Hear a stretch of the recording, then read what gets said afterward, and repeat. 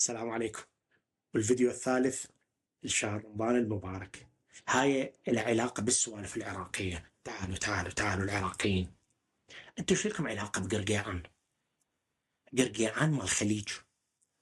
احنا عندنا ما جينا يا ما جينا بتراثنا بالفلكلور العراقي الشعبي.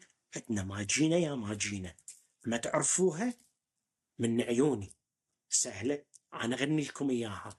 ما جينا يا ما جينا، حل التشيس وانطينا، تنطونا لو ننطيكم، البيت الله يوديكم، الله يخلي راعي البيت بجاه الله واسماعيل. وبعدين إذا ينطون فش نقول عليهم؟ ندعي لهم بالخير والعافية.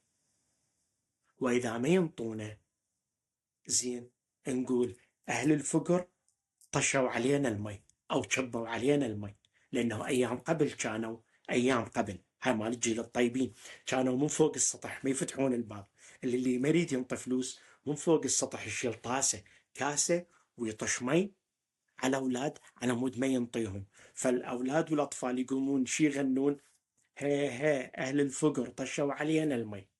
بينما لو يفتحون الباب وينطوهم هالقاسمة الله، هالكرامية زين، هالشي هذا اللي يفرح الأطفال، يرجعون يكملون الدعاء مرت الأخ، يقومون يدعوا لهم للأب للأبناء، لأنه بذاك الوقت عيب يذكرون النساء والبنات.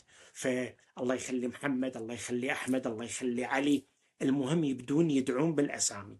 فأنتوا الخاطر رمضان المبارك، احنا منا علاقة بقرقيعان، احنا نسوي ما جينا يا ما جينا. السلام عليكم ورحمة الله.